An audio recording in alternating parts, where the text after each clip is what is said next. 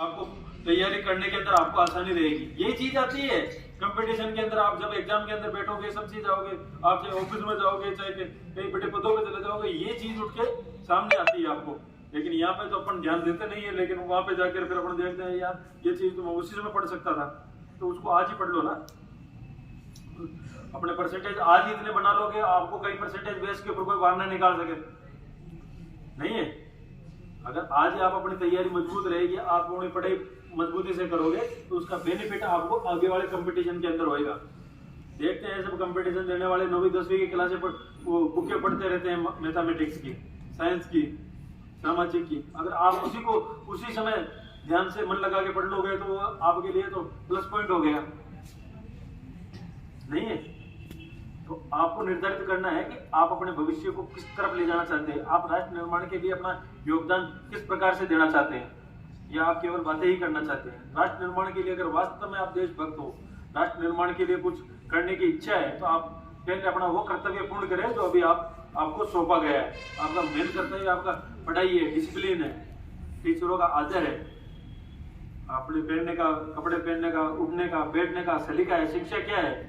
उठने, बैठने, खाने पीने, पढ़ने, आदर करने, बड़ों का आदर करने के लिए, यही तो शिक्षा है। और क्या शिक्षा है? आप किसी भी अपने बड़े से, बुजुर्ग से, या जो तैयारी कर रहा है उससे जाके कुछ भी सीखने की कोशिश करोगे, मेरे को नहीं लग रहा है कोई मना करेगा आपको।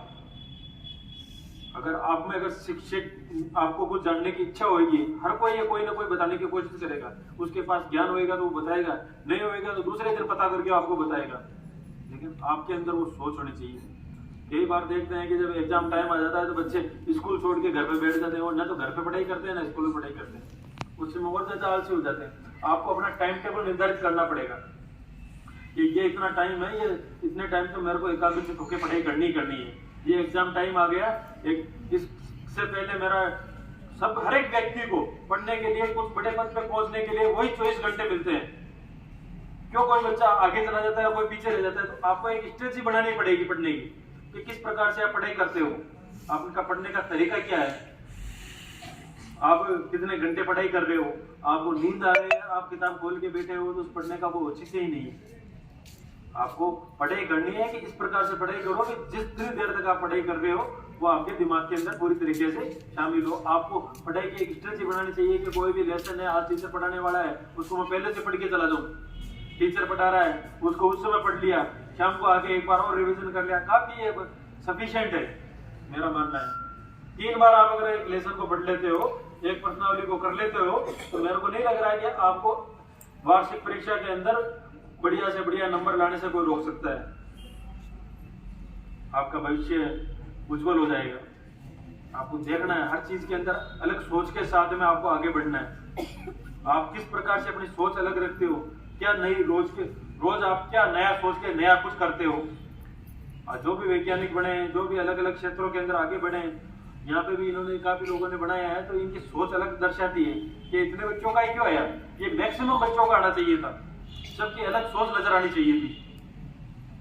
मैं इनको धन्यवाद देता हूँ, या इनका मैं शुक्रिया करता हूँ कि इन्होंने बहुत अच्छा काम किया, इन्होंने एक अलग सोच रखी और अपने आप को रिप्रेजेंट किया। लेकिन उसके साथ ही मैं दूसरे बच्चों से भी अपेक्षा रखता हूँ कि वो भी इस प्रकार की सोच के साथ आगे बढ़े, कुछ अलग करने के लिए सोचे, अपने दोस्तों से हटके चले, अलग करके कि मैं आगे कैसे बढ़ सकता हूँ, कि ये कर रहा है उससे अलग भी क्या कर सकता हूँ, मैं अपनी पढ़ाई के अंदर और अलग क्या कर सकता हूँ कि मेरे को इससे आगे निकल जाए। कंपटीशन की भावना आपके अंदर होनी चाहिए। जब ये भावनाएं आपके अंदर उत्पन्न हो जाएगी तो आप वास्तव में सत्य मायनों के अंदर एक राष्ट्र का निर्माण करोगे, राष्ट्र का निर्माण करोगे, राष्ट्र के विकास में आप भागीदार बनोगे। राष्ट्र की बातें करते हो, लेकिन उसके साथ में आपको अपने स्वभाव से, अपने व्यवहार से, अपने कर्तव्य से, अपने कार्य से उसके अंदर योगदान देना पड़ेगा।